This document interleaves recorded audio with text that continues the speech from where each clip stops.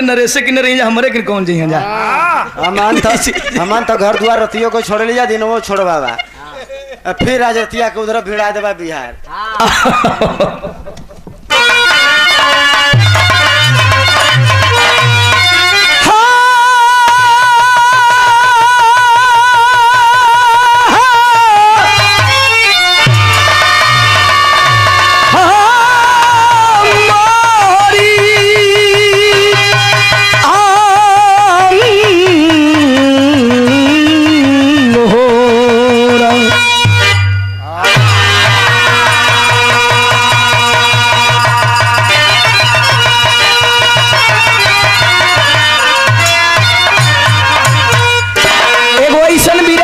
घर का कहानी बा हर घर का कोनो एक घर का ना बा पूरे दुनिया में। अब कहाँ जाते हो चाची यो डेरा थे कि पतो हमारे लगी बेटा जनता बनाई खाई बढ़िया चीज सुनाओ चल बढ़िया चीज सुनाओ चले तो चल दे लो बैठा है अरे कोई बैठा नहीं जाए बैठा क्या बैठा हूँ जगह मेहरारू घड़ी का बुढ़ियो डेराता है सो नया नया पतो वाली सब पढ़ल लिखल लगत है सो धोवा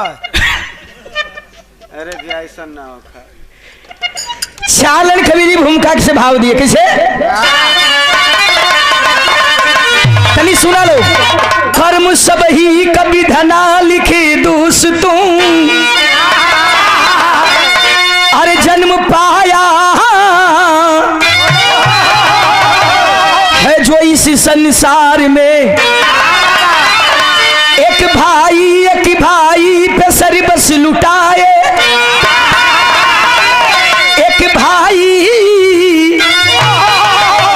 को भाई ठुकराए पत्नी के प्यार में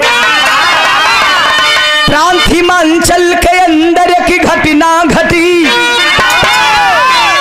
सुनने वालों कलेजा जरा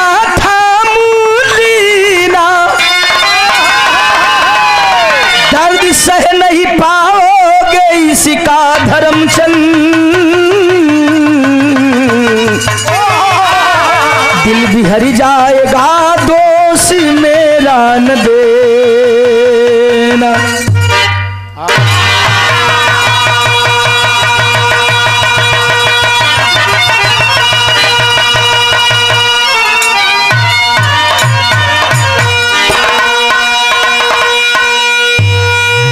एगो बात बता दे सुबह सुबह के बेला में आवाज बहुत दूर तक जाता है जे लोग कहला कि जौन किस्मत में लिखल उहे हुई मैं इसको गलत मानता हूँ नरेश भैया इसको मैं गलत मानता हूँ इसलिए गलत मानता हूँ कि कर्म प्रधान है दुनिया में विद्वान ने कहा है कि कर्म प्रधान है अगर मेरे किस्मत में लिखा है कि मैं गायक हो जाऊंगा तो हम पढ़ती लिखती ना तो मेहनत ना करती तो गवैया हो जाई ना है एक नंबर का पहाड़ी डाकू भरता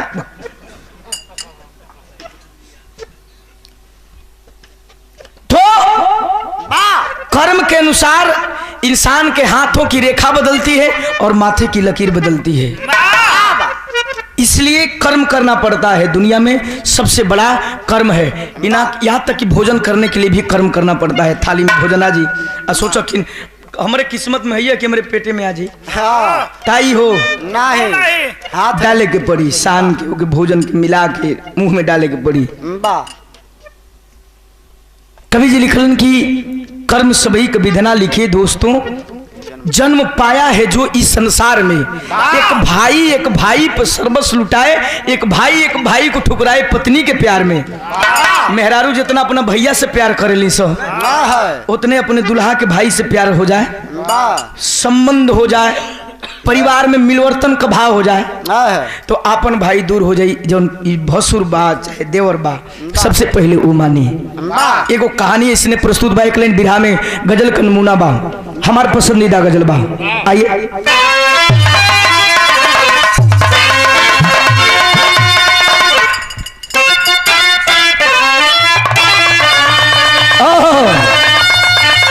सुना है पूजा रानी बंगाली कलो कि हमार मरद सोना नहीं है हाँ, चानी पका उनके कहीं लुकवा कहने ले तो हाँ रुका मर्दे पीर पीर पीर पीर हाँ सोना इसने कुल जरतुहा कहला हाँ इनके खड़ा करावा तो हम इनके भाई से कम लगती इनके सज्जे खड़ा हो जाई हमरे संगे वाह सब कोई कही कि एक कमाई कहूँ सो हाँ अच्छो ठइयो हुआ उनके करिखा पोदा मुहुआ में चाहे उनके चाटल करा लेके हाँ चटाई के बाद तोहरा एगो सोना का बल बना उड़ी सब हाँ तो तुहके हम बताई गा ले दवा तो बतावत है हाँ वो डहरी में कोई आशिक कहता है अपने मासूका से सुन रे पगली मोहब्बत कोनो खेल ना हो अरे ऐसे कैसे घूंगू जाई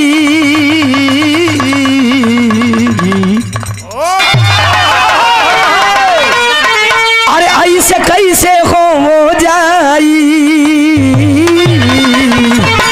मोहब्बत के सौदा ऐसे कैसे हो जाई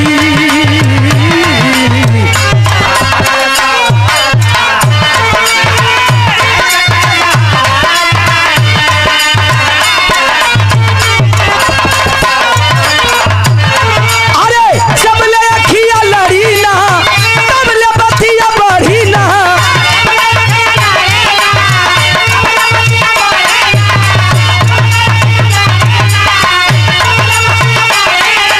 अरे जब ले अखिया लड़ी ना तब ले बतिया बढ़ी ना टूट के बिखरी जाई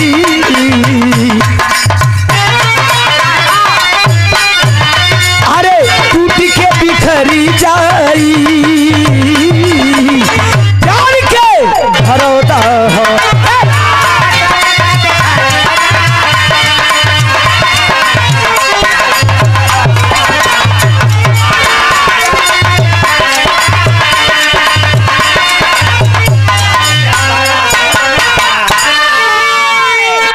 सुना जस बिहान होला तो सब लरुआला तो हम टाइट होइला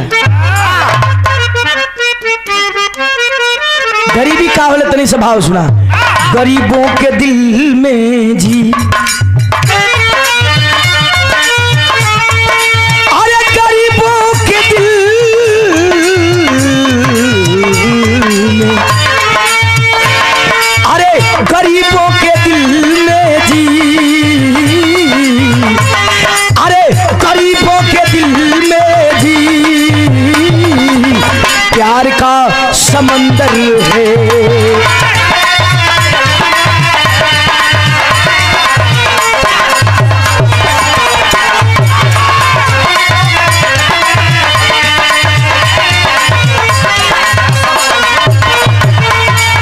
गरीबों के दिल में जी प्यार का समंदर है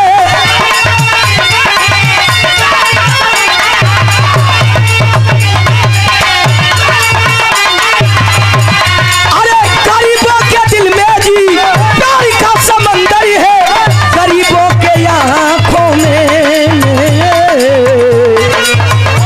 हे जी गरीबों के आँखों में बेबसी छाती है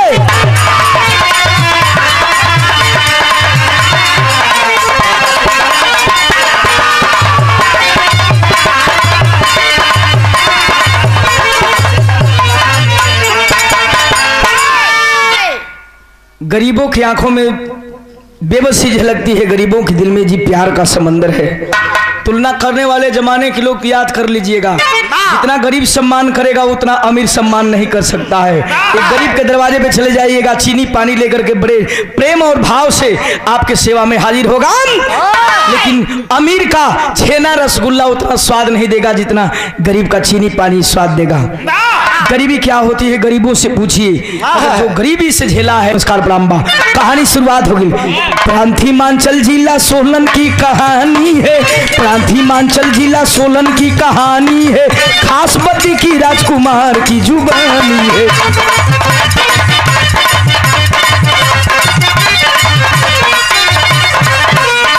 बिरहा आप लोगों के सुनाई जैसे लागी कि टेप कैसेट में सुनते हैं ध्यान से सुनवा तो इना समझ में आई कि हम मंच पर सुनत है।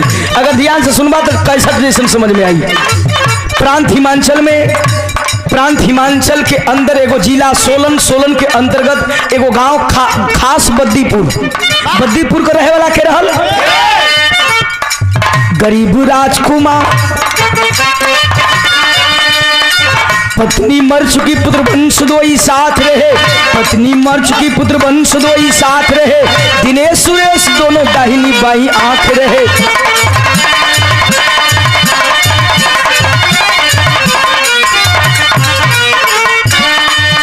वही खास बद्दीपुर का रहे वाला राजकुमार का दुल्हन दुई गो बेटवा के जन्म देके ये संसार के छोड़ के न्यारा हो गई। तो हम बताइला कि पति पत्नी का रिश्ता अगर प्रेम हो तो बीच में अगर भगवान न कर जोड़ा बिछड़ जाए तो दुख होता है, कष्ट होता है। राजकुमार गरीब हुन, बड़का बेटा का नाम दिनेश, छोटका का नाम सुरेश। बड़का को उम्र 10 बरिस, छोटका को उम्र 5 बरिस। ए भैया, 2 गो लड़कन के लेके राजकुमार अपन दुख में गरीबी में दिन गुजारत होन। कैसे समय बीता था। राजकुमार तंग रहा हार्ट की बीमारी से, राजकुमार तंग रहा हार्ट की बीमारी से, दवा न हो सका गरीबी के लाचारी से।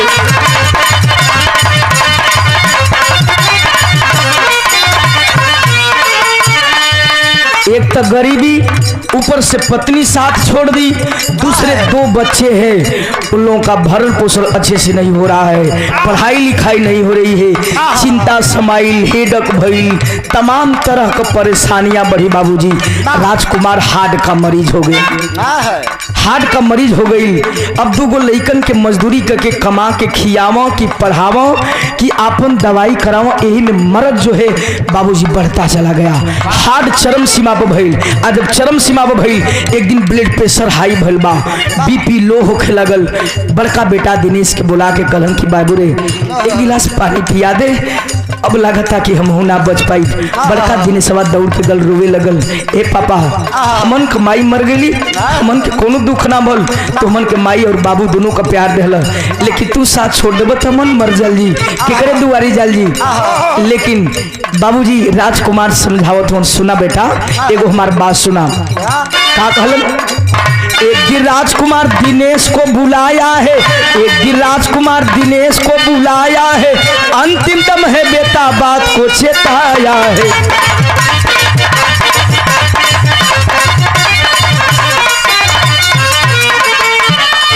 पानी लेके दिनेश सैलन पियत हुआ। राजकुमार कहलन कि बाबू रे अब हम ना बच पाई, अगर हम मर जाई तोहरे खातिर एगो तोहार छोट भाई छोड़ के जाती।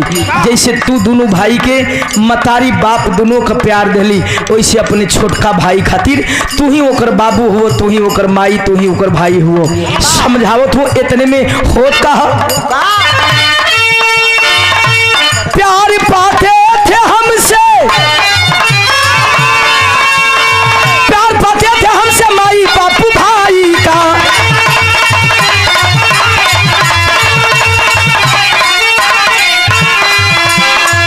तेरा प्यार पाते थे हमसे माई बापू भाई का, प्यार सुरेश को देना बाप माई भाई का।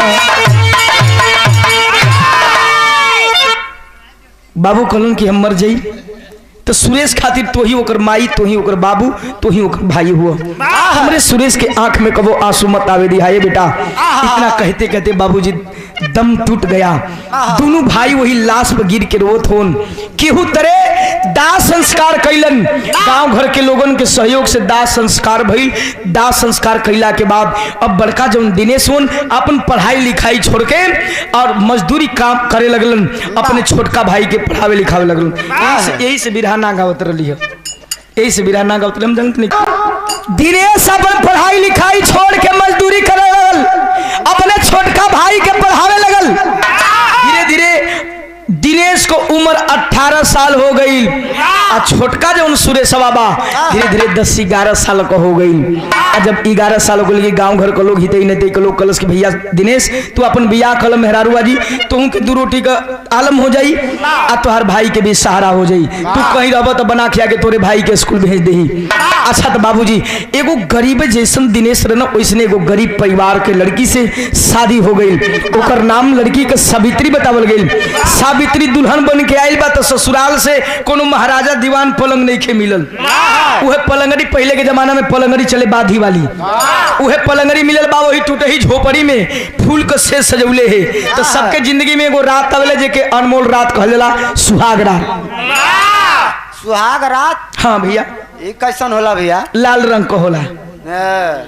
एक पिया रंग से मनाओ कहला। हाँ तू कब मनौले हुआ कि ना? नहीं भैया ई काले मना है इनका सुहाग रहता इनका बाऊ मना। मैं बकचोद हां मते फिर हम रहना। तू क्या करते लोग दिया दिखावते रहले? अरे यार कोना करे के संग ही रह। लेके सुपरवाइजर लेके हो जा सुपरवाइजर लेके हो जा। ए भैया सुहाग वाली रात में बैठल है प्रवेश करता है दिनेश। आज जब प्रवेश के लिए तो एक लाइन बड़ी रोमांटिक तरह मास्टर।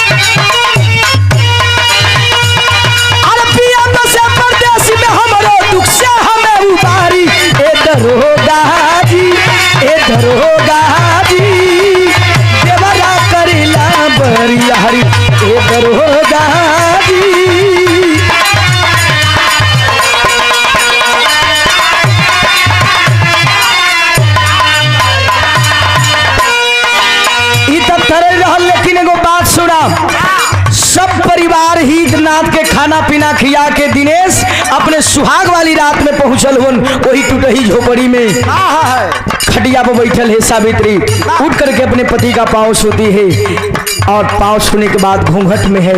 दिनेश एक सवाल करता है अपनी दुल्हन से, अरे सावित्री जरा घूंघट ऊपर उठाओ, मैं तुझे मुंह के दिखाई में कुछ देना चाहता हूँ। कहता है क्या?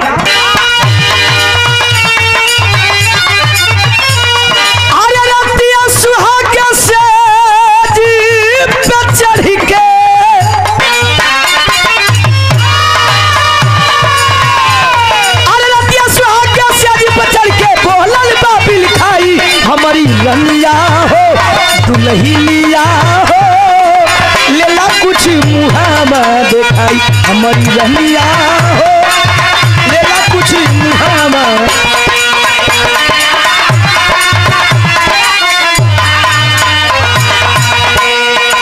दिनेश कलश की सावित्री घूंघट ऊपर कर, मैं तुझे मुंह के दिखाई में कुछ देना चाहता हूँ। सावित्री जब घूंघट हटौले बा तो मुंह के दिखाई में देहलस का? समैया बाबू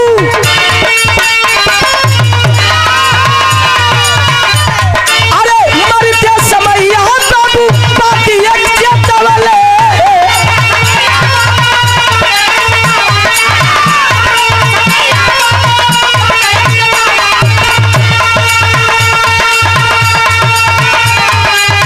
अरे मरते समैया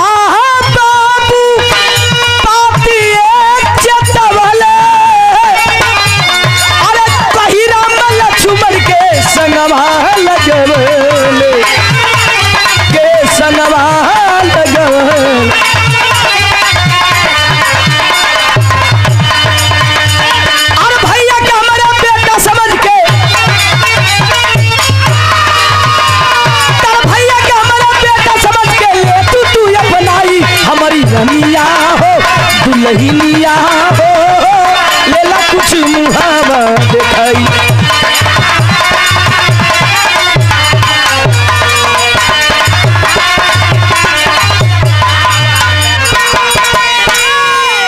सावित्री जब घूंघट हटौलस, दिनेश अपनी दुल्हन को मुंह के दिखाई में जानते हैं क्या दे रहा है? वह अपने छोटका भाई का हाथ थमावता।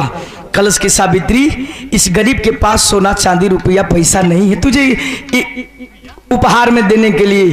एगो माई बाबू को अनमोल दौलत बा। मरते समय बाबू कहलन कि हमार तोहर छोट भाई ना तोहर बेटा हो, एकरे आंख में कबो आंसू मत आवे दिहा। ए सावित्री, यही मेरे तरफ से तुम्हारे लिए तोहफा है मुंह दिखाई में। अरे वो गरीब की लड़की दौड़ करके अपने छोटे देवर सुरेश को बाबूजी अखबार में पकड़ लेती है और कलश की सैया, अगर हमके तोहफा के रूप में दिला हो तो आज से ही हमार देवर ना, आज से हमार धर्म का बेटा हो। एगो कसम ये रात का खाता नहीं कि जब तक सुरेश का शादी बियाह ना हो जाई तब तक अपने तन से ना तो बेटा पैदा करब ना तो बिटिया पैदा करब। दिनेश समझ गए कि जैसन सोचत रहनी वैसन धनिया मोर बानी सामर न गोर बनी। है तोहर बाबू बोलियो रामबा। अच्छा तो ठीक बा, और खुशी खुशी सुहाग रात बीतल। अब दोनों पति पत्नी यानी दिनेश और सावित्री अपने छोटका भाई के पढ़ावे लिखावे में लग गिलन। कैसे पढ़ावत एक लाइन तर्ज मास्टर।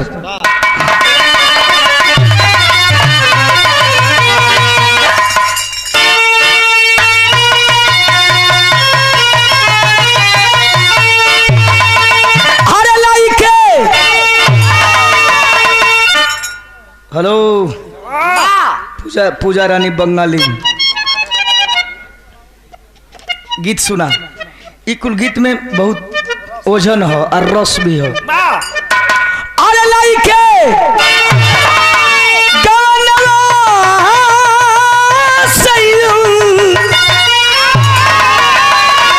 अरे कैला तू विदिशा की कलसावा हो कलसावा, अरे दिहलाना हो राजा कलसावा।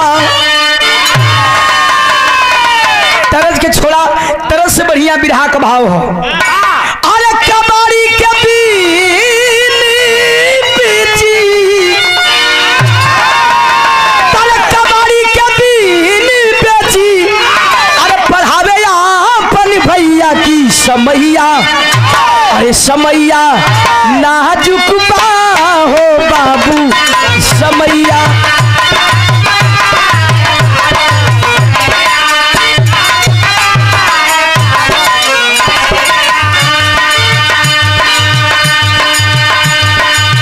भैया दिनेश कबाड़ बीने वाला काम चालू कर दिलन। कबाड़ बीन के बेचे, वही से पैसा जो भी मिले अपने भाई के पढ़ाई में लगावे लगलन। भौजी सावित्री नहीं नवेली, लेकिन वही गांव में एगो कोनो धनी मनी आदमी के यहाँ जाकर के बर्तन धोए का काम चालू कर दिली, कुटौनी पिसौनी का काम चालू कर दिया। दोनों ओर से पैसा आवे लगल जो भी आवता। लेकिन पढ़े कैसे? पढ़ी लिख सयानी नौकरी खोजेला जवान।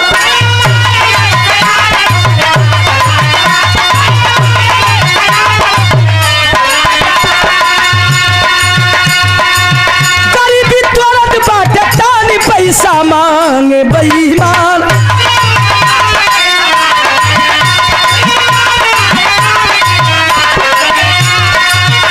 अरे थाकी के सुरेश किया,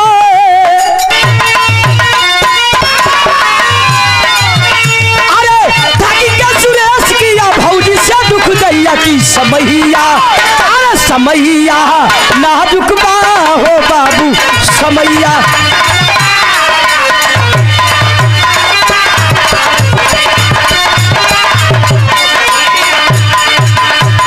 ये सारी बिरहा रिकॉर्ड भी हो रही है, आप लोग सुनेंगे, लाइक करेंगे, सब्सक्राइब करेंगे और ढेर सारा प्यार देंगे। कोड वोड सनमन भैया के सब भैया लोगों के नमस्कार प्रणाम बा। बहुत प्यार दुलार मिलता है।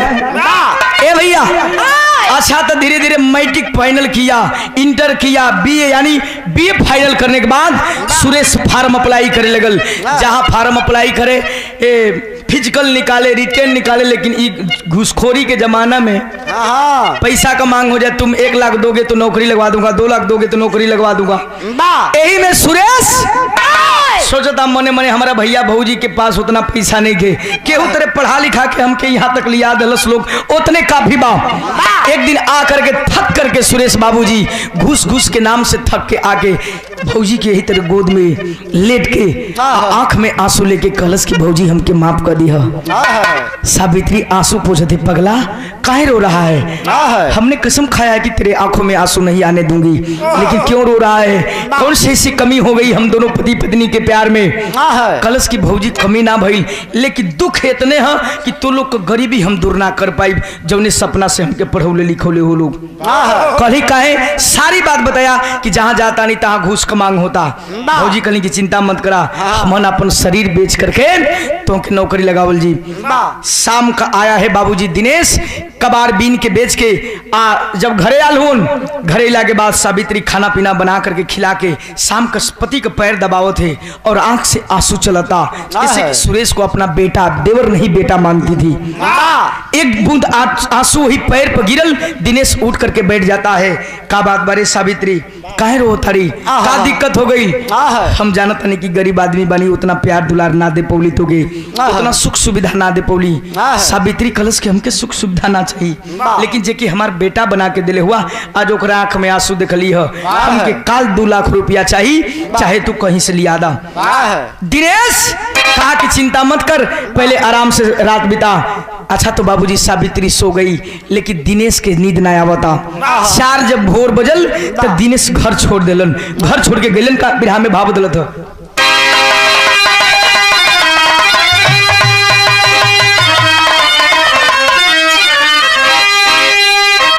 आधा वो वाला है भैया,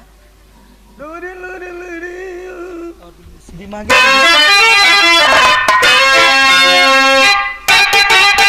और बढ़िया।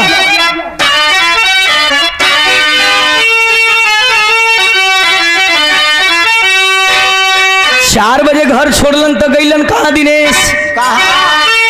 अरे डॉक्टर अखिलेश से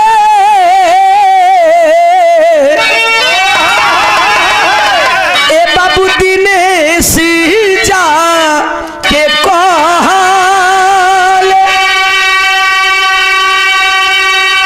अच्छा खासा रहल बेवहारी हो, अरे अच्छा खासा रहल बेवहार। दिनेश का बचपन का दोस्त लंगोटिया यार जिसका नाम अखिलेश बताया गया, वो बाबूजी पेशे से डॉक्टर था। कहा कि मेरा दोस्त है, मैं चलता हूँ उसे कर्ज के रूप में मांगूंगा, अगर कर्जा दे देगा धीरे धीरे नौकरी करके चुकता कर दूंगा। गया दिनेश सुबह सुबह बाबूजी डॉक्टर अखिलेश ब्रश कर रहा है, पहुंच जाता है दिनेश हाथ जुड़ के कलश के भैया तू तो हमार मित्र हुआ, तू हमार बचपन का यार हुआ, एगो मुसीबत में बाड़ी। दिनेश कहा, अखिलेश कहा कि कौन सी मुसीबत पड़ी रे भाई बोल। तब कहलस कि 2 लाख रुपया की पराली जरूरत,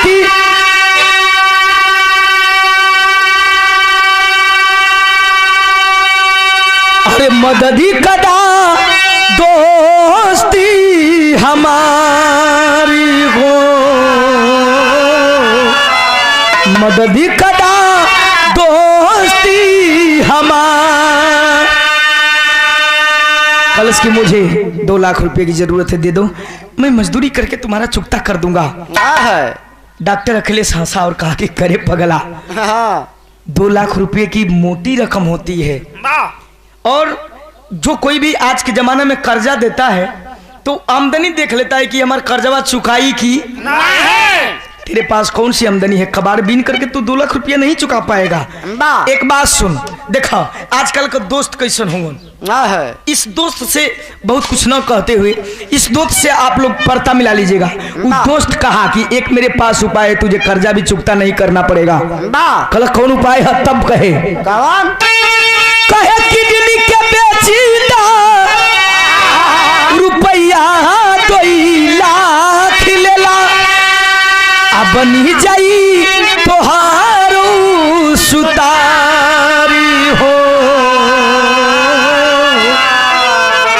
बनी जाई तोहारू सुता। कलश की पगला, मेरे हॉस्पिटल में एक मरीज पड़ा है, बहुत पैसे वाला है। एक काम कर, उसकी एक किडनी फेल हो चुकी है, तुम एक किडनी बेच दो, तुम्हें 2 लाख रुपया का 3 लाख रुपया दिलवाऊंगा। तेरा काम भी हो जाएगा, मेरा मरीज भी बच जाएगा, तुम्हें पैसा भी चुकता नहीं करना पड़ेगा। फक के रूप पलन करे जो हो बाबू कलन की कहो भैया, हम किडनियां दे दे तो जियब कैसे। अब समझा बता, एक दोस्त समझा बता पगला, एक किडनी से भी आदमी जीवित रह सकता है।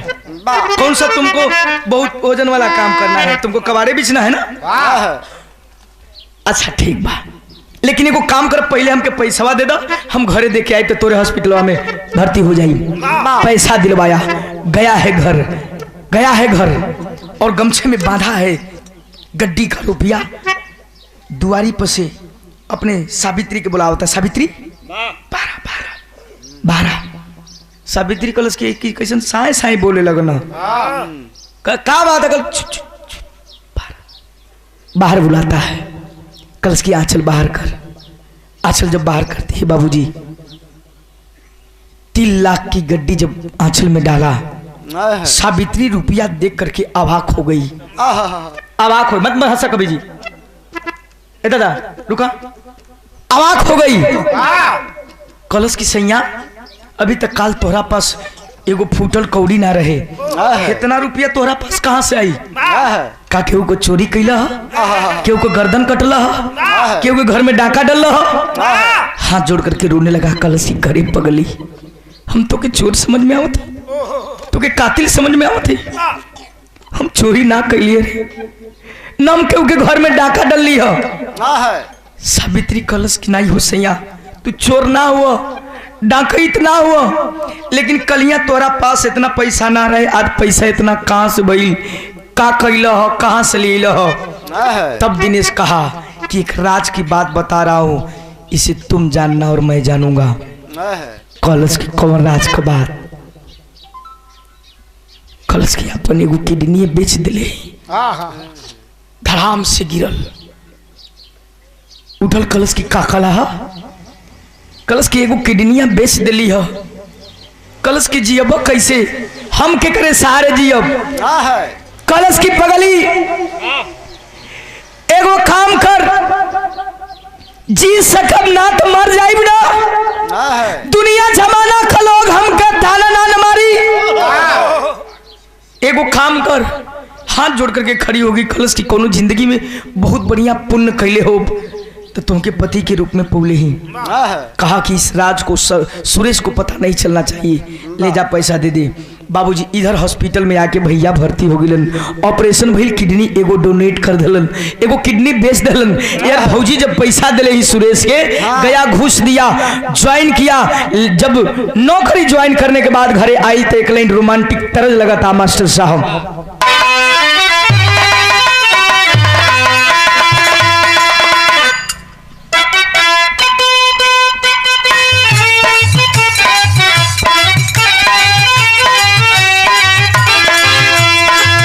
सुना हो पूजा, तोरा जैसे कोनो मेहरारू अपना दुल्हा सोनवा से कहत रहल, सोना हो तू माटी मत होई हो।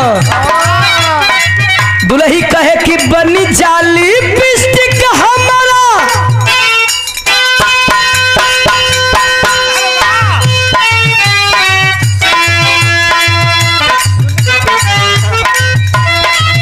कहे बनी जाली पिस्टिक हमारा, उठवा के राजा जी।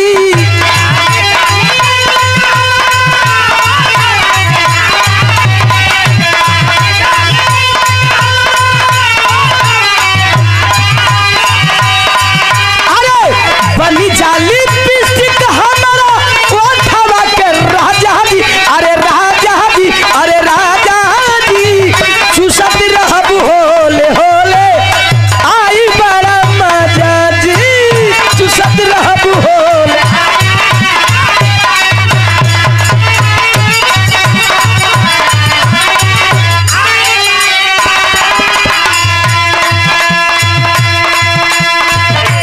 तोर दोस्त ना बजा। ई त तरल रहल भैया हॉस्पिटल में भर्ती हुआ, दर्द छुपा करके खुशी का इजहार होता। नौकरी पाके ज्वाइन करके सुरेश घरे आइल हो, मिठाई लेके आइल बा, भौजी के मुँहे में खियावा था। भौजी हो तोहार सपना साकार हो गई, तोहार देवर तोहार सुरेश नौकरी पा गई। तू इजहार कैसे करे? गईले गाड़ी पड़ा के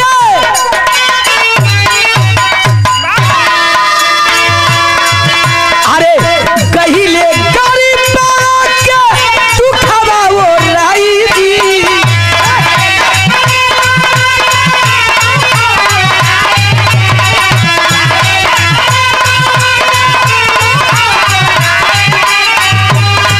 अरे गईले गाड़ी पड़ा के तू खावा वो राई जी, ओ राई जी, ओ राई जी।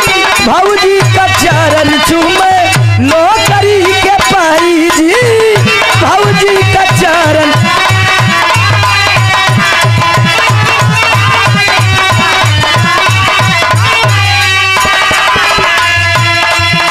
ए भैया अब खुशहाली आ गई, उधर से भैया भी डिस्चार्ज होकर के हॉस्पिटल से घरे आ गई। समय पैसा आवे लगल, नौकरी के पैसा आवे लगल, धीरे धीरे परिवार का स्थिति ठीक ठाक होके लगल। धीरे धीरे 5-6 महीना गुजरल, 5-6 महीना गुजरल। जहाँ नौकरी सुरेश करत रहल, उनके एगो संगीता नाम के लड़की और नौकरी करत रहल। दोनों में नैनचार हो गई, नैनचार हो गई तो दोनों तरफ प्यार हो गई। अतः प्यार में देखा हम बताइले सिस्टम बेकार, बहुत बेकार ना, लेकिन हो कुछ हो हद तक हद तो ठीक हो, हद से आगे बढ़ल तो बेकार हो। अब लड़किया कॉलेज की सुना हो, हमार घरे वाला बिया तय और जगह कह दिले बालन। एगो काम करे तला हमके जियल देखल चाहतला तो हमसे बिया करे, आज हम इसके ले चलो ना तो हम जहर मार खा के। सुरेशवा कॉलेज की देख रहे, हमार भैया भौजी हमारा खातिर बहुत सपना सजौले हुन। हम बिया कले, भैया भौजी नाराज हो गए, कहल कि तू अपने भैया भौजी के देखबो कि हमके देखबो, तो हमके छोड़ दे मरे के। खलसनाथ तोरा बिना भी ना रह पाई। अब गए मंदिर में दोनों बिया कर लेलन, अब बिया कर के घरे पहुँचल सो, घरे पहुँचल सो। भौजी दुआरी पे हई, दूरे से दोनों माला डले आवत हुआ कुल, दोनों माला डले आवत हुआ।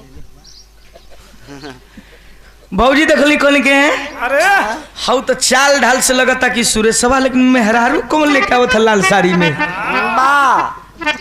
भैया कहल कि हाँ रे ठीके कहत है, लेकिन मेहरारू कहाँ से? तब तक नजदीक आ गिलो कुल, दोनों मुंह लटकौले हुआ। भैया कहल कि करे लगत कि बियाह के लिए थका रे। फौजी कहली कि रुका रुका पहले कहल ना डंडा देता सरवा बहुत बतवा एक खातिर मन काका नहीं कहीं जाई तो बिया के हम कितना सपना सलूले कुल सपना माटी में मिला दिल। मेहरारू बड़ा दिल का कोमल होली, अब दौड़ के समझाते छोटा छोटा हमार देवरान सुगर ही पहले देखे तो बतिया का बात है। अब गई जब देखल सुघर बहू तो पिघिल न गई, कल ज्यादा करे खुशी में, मन को खुशी बा। अगर अपने जुगाड़ लहा ले कोई दिक्कत ना खर्चा बच गल। भैया भी बुला गया छोड़ जाए जे जौन कहले तौन ठीक गलस, बहु भोज दे के काम ओरिया देल गल। 5-6 महीना और बीतल बढ़िया से। अब 5-6 महीना बीतल तो 5-6 महीना के बाद गड़बड़ाए लगल कि भैली सगाई आई।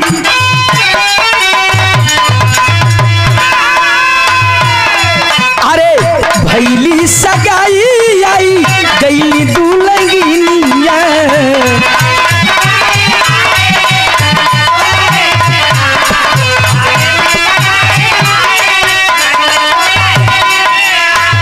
खुशियाँ में बीते लागल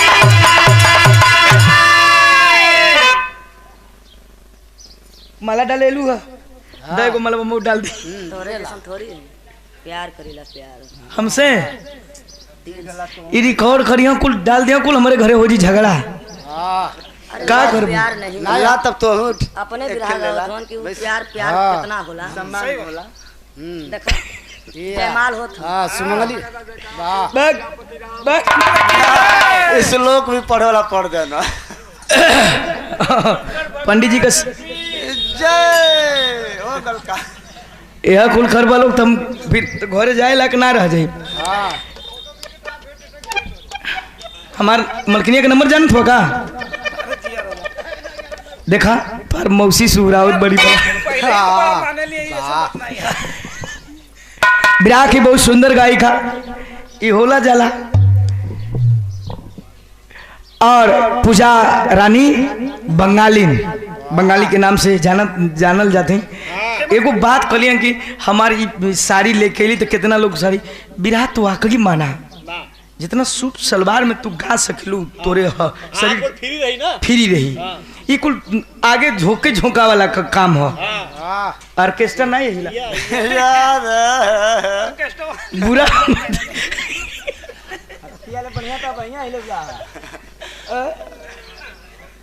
खिसियात तो ऐसे बारू जैसे कि पूरा कबाड़ी चोथ लेबू ए भैया बहुत बहुत हमारे ओर से दिल से धन्यवाद। ये हंसी मजाक हो ऐसे हम कहलिए कि प्यार कर ले तो हम प्यारे खरीला इनसे चला तब बहुत बहुत दिल से दिल की अनंत गहराइयों से आपको शुभकामना। खूब मेहनत करा लेकिन गावे पर ध्यान दा बरबर बरबर बतियाबा मोह हाँ तनी सब गावा राम प्रसाद भैया कलाकार आदमी हूँ। पूजा जी के हमरा ओर से बहुत ढेर सारा शुभकामना। तली से बात समझ ला ए भैया 5-6 महीना बीतल अब 5-6 महीना बीतल तो यार सुरेशवा का जन दुल्हनिया रहे वो गर्भवती हो गई। जब गर्भवती मेहरार हो जानी सो तो उनको मन पितराए लगेला लगे कुल सोन खोजे पहलवा कुल नरिया पटरी उतार उतार के खाए जा सो तो मिलता नहीं है चूल्ही में को माटी कोड़ को खाए जाए। अब वही तरह अब तो नरिया पटरी नहीं मिलत तो ये घड़ी गुलगप्पा खात है chow mein burger chow mein pizza burger हाँ। ई चलता। अब बात बिगड़े लगल हर परिवार में वो धीरे धीरे दुकानी जाए लगल दुकानी से बाजारे जाए लगल इसे के ऊपर मर्द कमात रहल ना बात हुआ के मास्टर एक दिन भाव बिगड़ल कैसे भाव लगल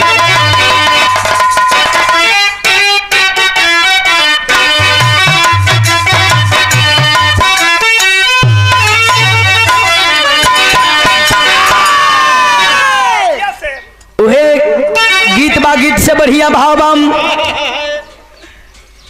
अब जब संगीता रहल 7 बजे रात ले सूते ओहू से उठा तो सुबह ही लप दे 2 कप चाय बनाए के कप अपने पिए के कप मर्द के पियाए के अपने सूत जाए। सावित्री उठे बेचारी घर बहारे बर्तन धोए चूल्हा चौका सब चीज करे ओकरे बाद जाके उठा के जगावे उठाए बहू इस समय में इस शरीर पर सुतल ना जाला तनी घूमल टहरल जाला एक बड़ी बुरा लागल तब बतिया बतिया पे डाटे सुरेश के जनानावा हो बतिया बतिया पे डाटे सुरेश के जनानावा हो सावित्री रोवेलिया सुधार हो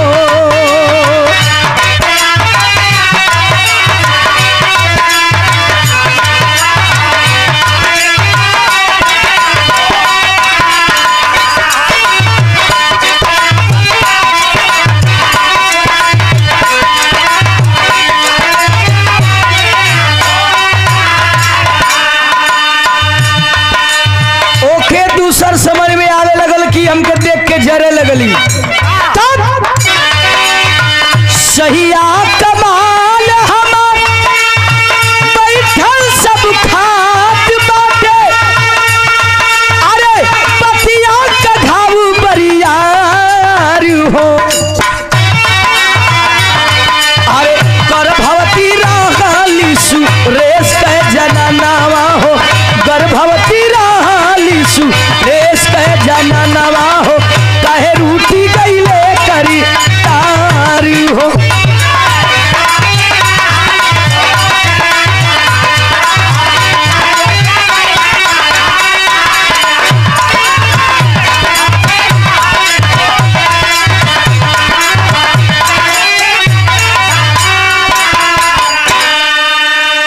मेरा हाथ सुनने वाले बाबूजी, आखिरकार परिवार में मरज बढ़े लगल और धीरे धीरे डिप्रेशन होके लगल। संगीता के लागे कि हमार जेठान जौन सावित्री बा हमके देख के जरतिया, हमार खायल पियल नहीं खे देख पड़त, लेकिन सावित्री नहीं समझावत या ए बहू हमके कोनो दिक्कत नहीं खे, तू जितना मन करे उतना खा। एक दिन ताना मार दिलस वो बाबू, कलस की हमार मर्द कमा कमा लियावता बैठल बैठल गुचेल तारू लो हाथ लो तो फुटानी आवता। इतने तो सावित्री के दिल में घाव लगल। खैर कोनो बात ना बा, बर्दाश्त कर गई। धीरे धीरे 7, 8, 9वां महीना चलल हो पंजू। जब 9वां महीना चलल यहर प्रसव पीड़ा एक दिन उठल बा। प्रसव पीड़ा उठल जब सुरेश के दुल्हन संगीता के तो दोनों पति पत्नी लेके हॉस्पिटल गल होन भाई, बड़का भैया दिनेश और सावित्री। तो हॉस्पिटल में जाने के बाद बड़ी मशक्कत के बाद बच्चा पैदा हुआ बाबूजी, लेकिन मरा पैदा हुआ। एगो फिर परिवार में दुख का पहाड़ टूट पड़ल, मरा बेटा पैदा हुआ। भैया दिनेश और सावित्री को समझा लेते हैं, कलन के देखा हो तू मत रो ना तो सुरेशवा टूट जाई, सुरेश का परिवार कैसे हुई। लेकिन डॉक्टर ने बच्चा निकालते समय बाबूजी कहा था कि एक बात याद रखना, दूसरा बच्चा होगा तो हो सकता है कि संगीता के शरीर को खतरा हो सकता है। दो चार दिन बीतल, जब 2-4 दिन बीतल बाम, 2-4 दिन के बाद यार जब लड़कवा पैदा भय रहे मरल पैदा, तब परिवार में कलह बटले बा। यार संगीतवा जौन बा सुबेरे सुरेश दुआरी पर दतवन करत हुआ, आज संगीतवा मुझे बैठ के रोवत असुस्कत हिय। भगवान बिगाड़ देला, भगवान मर बिगाड़ दल। मेहरानू का आदत होला, अगर तनित मनी सुस्कत बारी तो हर गांव में एगो झगड़ा लगाउन कुटुनी होनी सो। हाँ कुटुनी होली सो। अब वो बरस करत हुआ कुटुनी अपन धीरे धीरे ठेगुनी ले आ गई। नमस्कार प्रणाम बाप।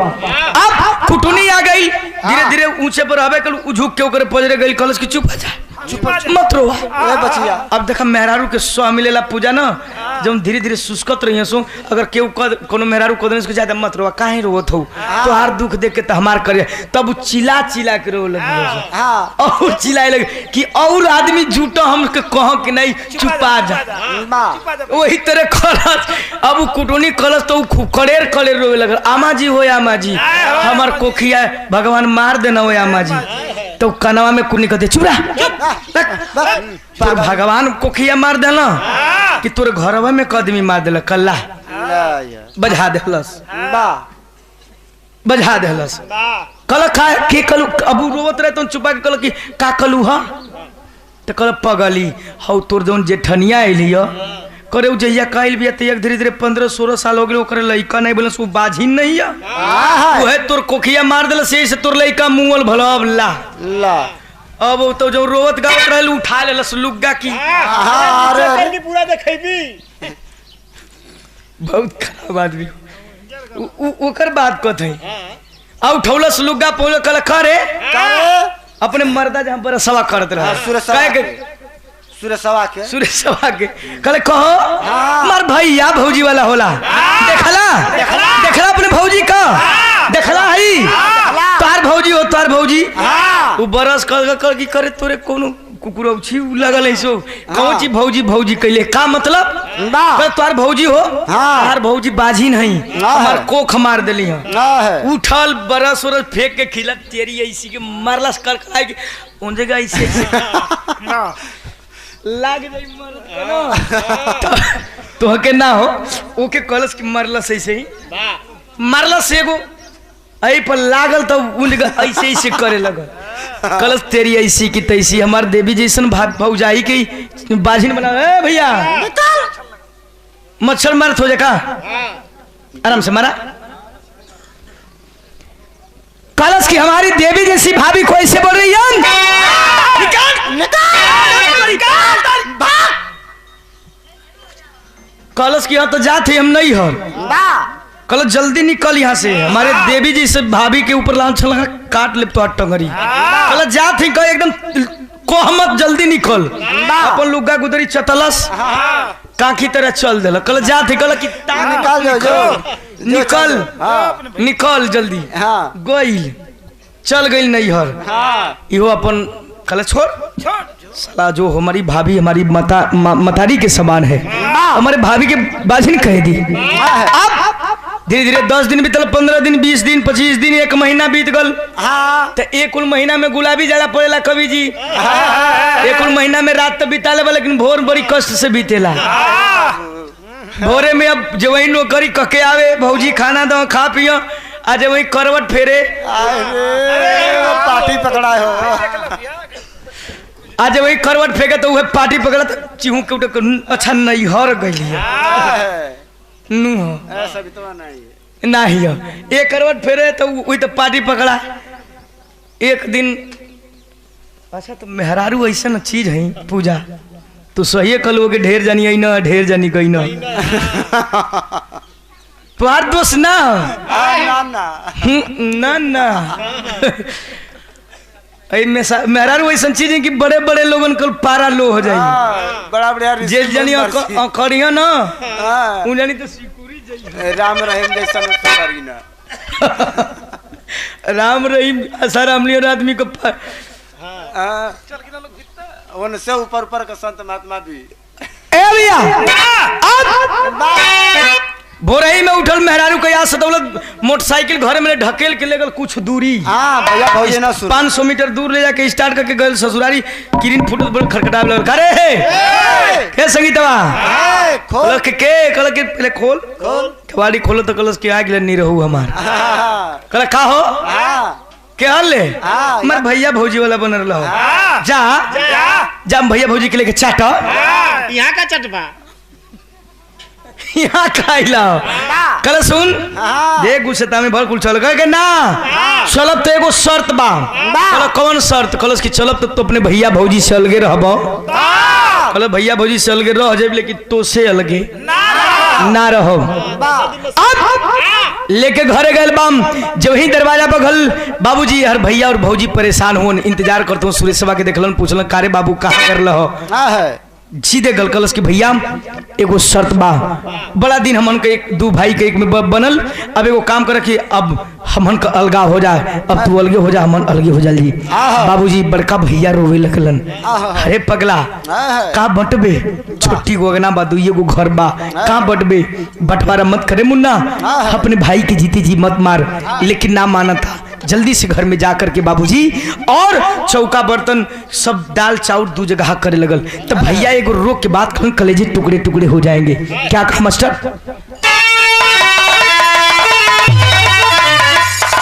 बड़का भैया कह कि अरे भैया के जियती मुँह उआई लगाई कुल में दागी दियो अरे पगला मत बांट रे सुरेश मत बांट मर जाई हम तोरा बिना बाबूजी का सपना टूट जाई लेकिन सुरेश कहता ए लड़के अभी हार मत खोलो खोल गलत है अब कौन चीज लगा अब जितना है बजने दो कालस कि कैसे पति है घरवा जना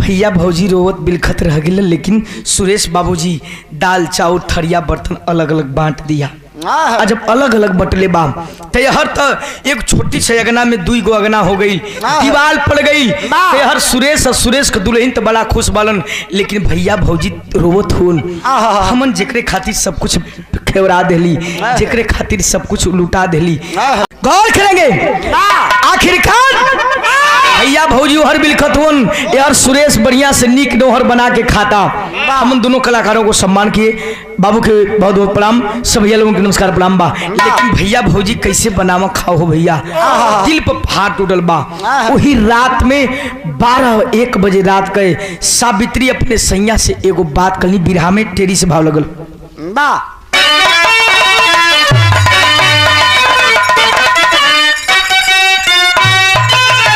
कबीरी बड़ी तेरी होला, आई तेरी सुनी कि कहाली दूसरी माई भौजी। कितना मोह करके कवि ने लिखे ना है। अरे कहाली दूसरी माई हो,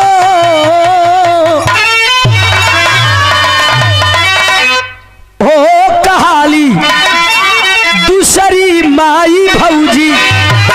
अरे माई से तनिको कम न होली भौजाई। अरे भौजाई हरे लोकवा दा नरेश भैया, हरे लोकवा ए लड़के। अरे तो हरनमा छोड़ा दिए तो बेकार लगी ना मजिया। एक तो ऐसा ही मार बढ़िया हैं? 10 मिनट हरन मत छोड़ो बाबा, 10 मिनट रुका। 10 मिनट में तुम्हारा प्रोग्राम ना बिगड़ी, हमनों का प्रोग्राम हो। 10 मिनट तो हरन मत रोका, हरन मत छोड़ावा, 10 मिनट रुक जा बाबू। वो हरन ने छोड़ा के गलूँ कि मुझे किल्ली ठोके गलूँ कराकट में। ए भैया यार सुरेश तो अमन चैन की जिंदगी जीने लगा, लेकिन भैया बड़का दिनेश और सावित्री का हालात कुछ और होके लगल। कहली कि सैया एगो तो से क्षमा चाहता नहीं, जौन सुहाग वाली रात में कसम खैले रही कि जब तक सुरेश बीबी बच्चा वाला ना हो जाए तब तक अपने तन से बेटा बेटी ना पैदा करब, वो कसम से हमके मुक्त कर देता तो हम माई बने चाहता नहीं। अब हमारो माई बने का मन करता। बाबूजी जो बच्चा न होने वाली दवा खाती थी सावित्री, जब दवा बंद के लिए बा तो एगो अंजाम निकल का बाबूजी। संगीता भी गर्भवती हो गई और उधर सावित्री भी गर्भवती हो गई। हुआ क्या मास्टर?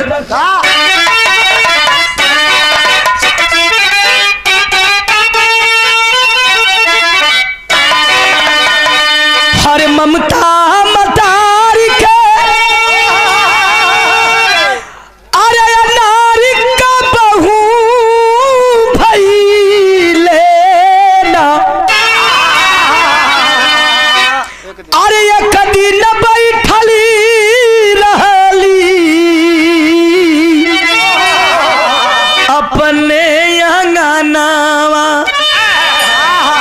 संजोग देखें दोनों जब गर्भवती हो जाती है बाबूजी, यह सावित्री भी जब दवा बंद करती है तो माँ बन गई, और यह संगीता भी जो कि दवा वो भी गर्भवती हो गई।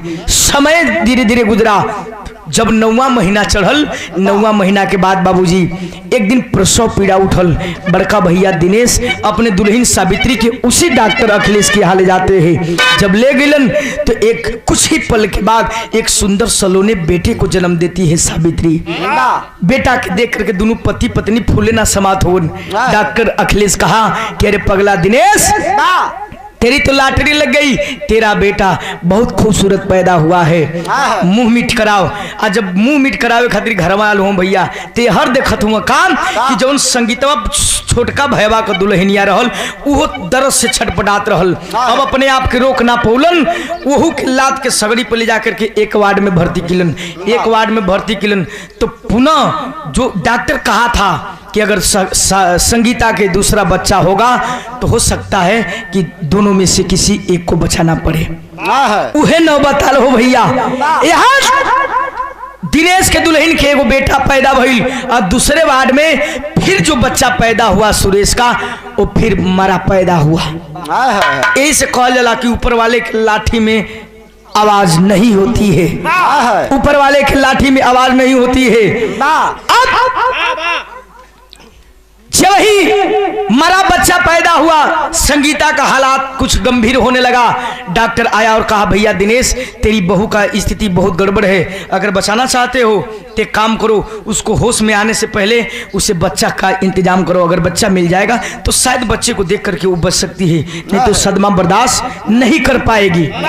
बाबूजी इतना बात सुनते दिनेश के ऊपर फिर पहाड़ टूट गल। जाते हैं अपने दुल्हन के पास, सावित्री के पास जाते हैं और जाके कहलन कि सावित्री एगो काम करे पगली, जैसे 18 साल तक बाझिन का ताना सुन ली, 1 साल का और सुन ले। जो तेरा बेटा है उस बेटे को डॉक्टर ने कहा है कि संगीता के अगर बच्चा नहीं मिला, होश में आने से पहले अगर बच्चा नहीं मिला तो शायद नहीं बच पाएगी। कुछ पल के खातिर सावित्री जो है अपना होश गंवा बैठी है, क्रोध में हो गई और कलश की जायद मरे चाहे हेरा, जकरा खातिर हमन सब कुछ कली जाज हमन के बेगाना बना देलस त का मतलब बा ए भैया। लेकिन बड़का भैया दिनेश कहलन की पगली ऐसन जुलूम मत कर, अपना हमें तो आदत सी हो गई है दुख सहने की, लेकिन सुरेश की जिंदगी बर्बाद मत कर। सावित्री कहती है कि ना करब। है बाबूजी जब वही वार्ड से बाहर आओ तो उस सावित्री बाबूजी अपना बेटा ले जाकर के संगीता के गोद में डाल देती है।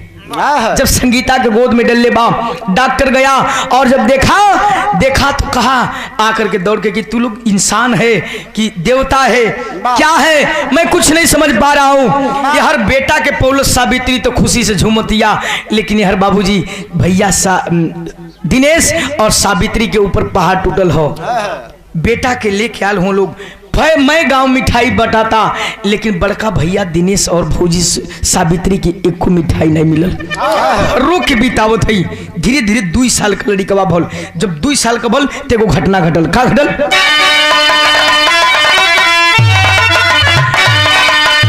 अरे ममता मतारी के, अरे ममता मतारी के अनार का बहू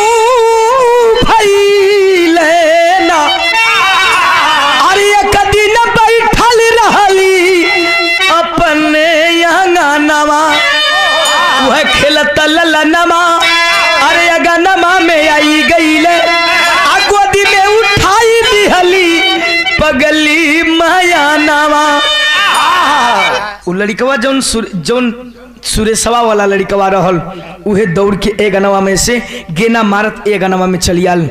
फौजी तो सावित्री ही सुबह में चावल लेके भटकत रही। लड़कवा के देखली तो मतारी के ममता नहीं मानल हो भैया, दौड़ के उठा के गोदी में चूमे छाटे लगली। खाना खैला बाबू का नाम बा। इतने ही में सुरेशवा का औरतिया आ गई। सुरेशवा का औरतिया तेगो ताना कसलस। का कसलस? अरे लड़का जन्माई के खेलवती ता जाना तीरे आपजरे कतनु सुनवलस पापिनिया। सावित्री के गोदिया से लइकवा खींच के संगीतवा कलश के अरे पापी तू का जनबी? लइका इतना खिलावे का शौक है तो जन्मा के खिलाव तब न जनबी कि लइका जन्मा में कितना दर्द होला। सावित्री सोचलस कि कह दे का कि जौने लइकवा पर घमंड करती तोर जन्मल ना हमार हो, लेकिन कलश सोचत या कह देब तो ओकरा में हमारा में फर्क का रह जाई, समझ लेती है। लेकिन दोपहर जब लंच हुआ बाबूजी, दोपहर जब लंच भल, सुरेश खाना खाने आया और लंच के टाइम में इस सारा बात कहलस। खाना दे के झगड़ा लगोले बिया जौन संगीता बिया झगड़ा लगोलस। सुरेश बाबूजी आओ देखा न ताओ देखा लेकर के पहना और अपने भैया के अगना में पहुंच गए। वही समय यह तब बेटा का दुख और देखने के बाद खाना नहीं खात रहल। अभी वही टाइम सावित्री भी भोजन उठा के मुँह में खा दिया बाबू। 2-4 कौर डले रहल।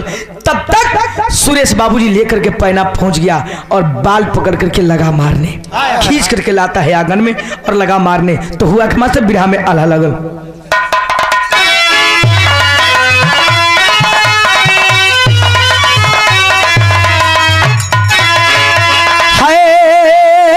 राम अरे लक्ष्मण भैया भौजी संग में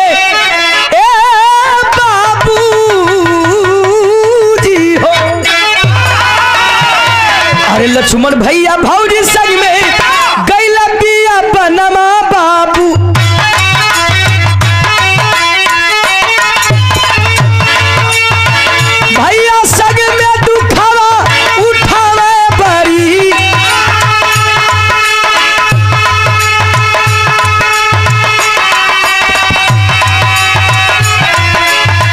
सावित्री जौन सुरेश संग में बनली जोगिनिया पंचो अपने जिंदगिया के कैली नवाछा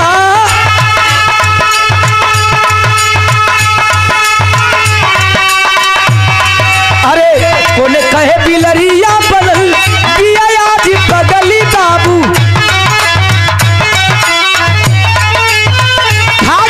सुरेश के पैनमा कहो माँ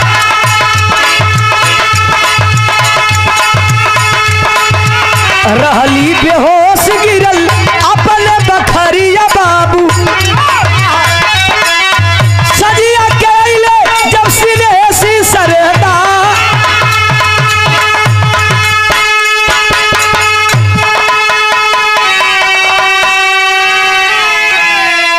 ए भैया लगा खींच करके मारने इतना पैना मारा जेठ बैसाख दिन हो बाबू एक तो ऊपर से धूप और इधर पैना का मार इतना मार मारा मार करके बेहोश कर दिया पूरे दिन भर धूप लगा सावित्री की शरीर पूरी काली हो गई और मार के डंडा फेंकल सीधे ड्यूटी गल और ड्यूटी गईला के बाद हर शाम को 5 बजे बड़का भैया दिनेश मजदूरी करके कान्ही पर कुदारी बा हाथ में खांची बा जो ही घर के अंदर प्रवेश करते हैं जब सावित्री का हालात देखलन सावित्री का हालात देखलन बाल बिखरा है साड़ी खुली है पूरी शरीर काला भइल हो एक तो धूप से और पैना के मार से उस समय फेंक के खांची कुदारी उठा ले गोदी में और उठा के सावित्री से सवाल किलन सावित्री बोल दे सावित्री वो तो बेहोश थी मुंह पर पानी का छींटा मलन मुंह धोलन जब होश में आई सावित्री तो सवाल किलन पूछ बोल ये कौन तेरा हाल किया है बोल सावित्री मैंने जीवन में तुझे कभी एक थप्पड़ नहीं छुआ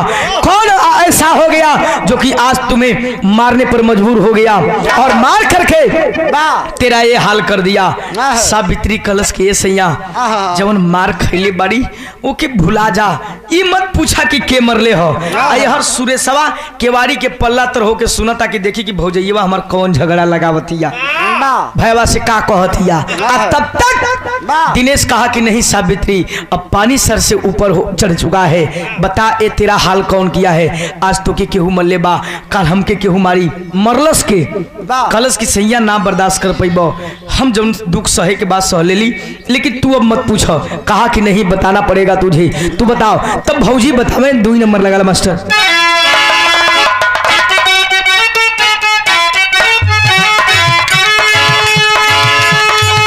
अरे देखी के हालत बिगड़ गई बतिया अरे देखी के हालत बिगड़ गई बतिया अरे सावित्री सजनवा से रोया सुधा कल सुना सुना ये जानना चाहत बना कि हमार हालात के कैले बाप तो सुना अरे सावित्री सजनवा से कहा या सुधा अरे जे करे करनवा सैया पे चला की दिनहिया अरे देई दिहला गोदिया का जन्म दुला अरे याद होई सैया वही सुहाग वाली पतिया अरे याद होई वही दिन का कबूल करा अरे जे करे खातिर 18 साल अरे पाझिल कहली उहे मरले बाटे यार पैनवा कमार बोला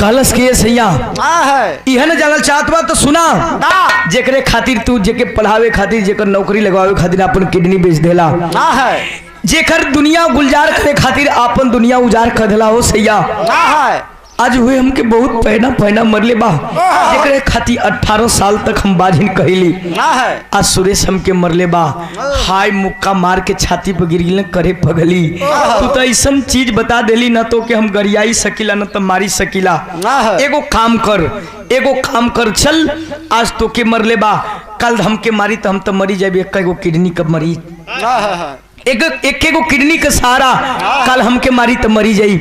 आय है बाबूजी दिनेश कलन की चल अभी छोड़ एकरा में कार खलबा चल के हमन के रो फुटपाथ पर भीख टुकड़ा मांग के अपन जिंदगी बिता ले जाई। ई बतिया सुनलस के कोई केवाड़ी के पल्ला तो होके सुरेशवा सुनलस की भैया हमार नौकरी लगवावे खातिर किडनी बेच दिलन।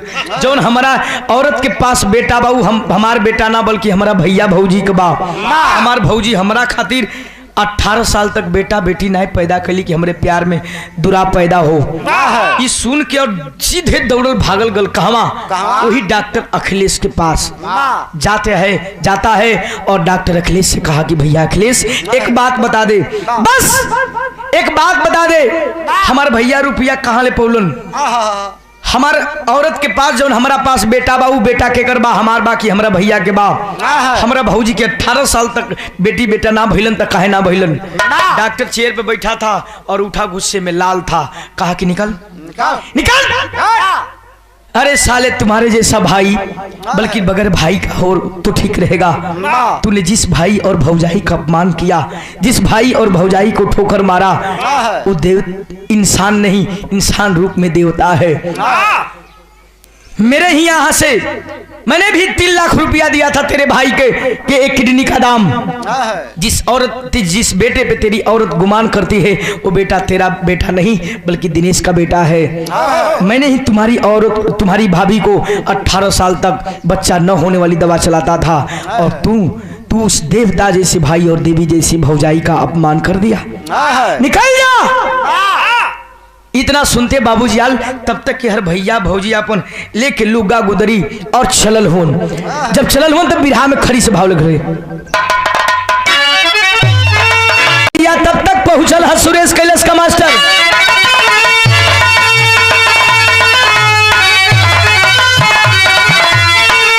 अरे रोला सुरेश, रोला सुरेश, अरे आंसू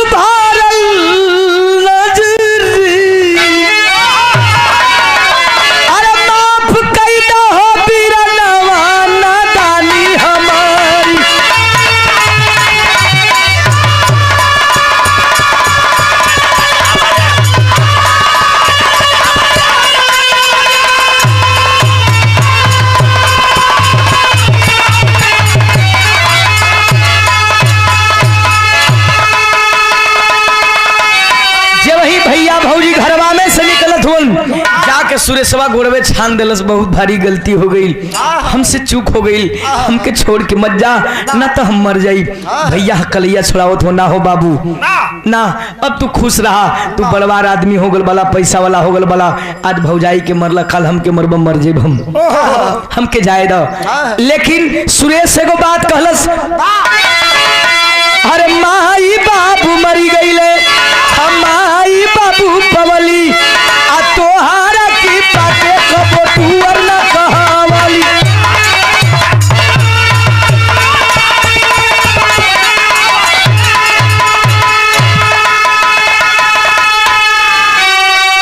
तोहारा करनी के बोझ जीवन भर ना उतारी, माफ कैदा हो बिरनवा नदानी हमारी। कलश की भैया हमके छोड़ के मत जा।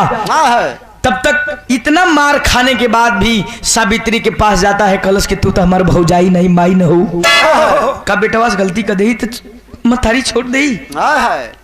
वो अब देखा भुलाए गिल कुल मारल पीटल, अब लगल सुहरावे वो के जायदा लेकर लग गलती कर भैया धके कलिया खींचला चल अभी बड़वार आदमी हो गया कुछ कर सकेला। तब तक बाबूजी दौड़ करके घर में जाता है और संगीता का बाल पकड़ा खींचते हुए दरवाजे पे लाता है। जब वही खींच के थप्पड़ चलावल चाहता तब तो भौजी कलैये पकड़ ले ली, कहली कि खरे हमके मार देले ओके मारता रे, कल अपने भैया के मरबे तोर तो हंस तो छूट हो गई ले। तब सावित्री को संगीता को पछतावा हुआ, कलश की दीदी हमके माफ करा, बड़ी भारी गलती हो गई। लेकिन भैया के गुस्सा न बा, भैया कलन की सुना अब रुका मत चला यहाँ से। जब ही कलाई पकड़ के खींचा तो एगो आवाज आई जो कलेजा चीर दिलस। मास्टर अरे सावित्री सुरेश रोवे गरवा मिलाई अरे तब तक बोलल बासु का नामा दुआरी ए बयारी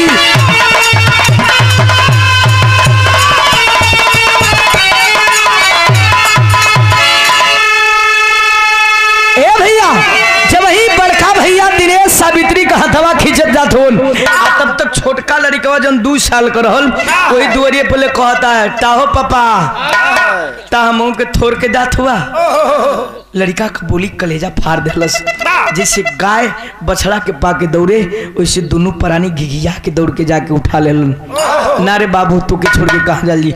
वही दिन से एक कई लड़का एक टूटा परिवार फिर बाबू पुनः एक हो गया। हम कैला परिवार में झगड़ा होके लड़ाई होके कुल होके लेकिन समानता का बात होनी चाहिए।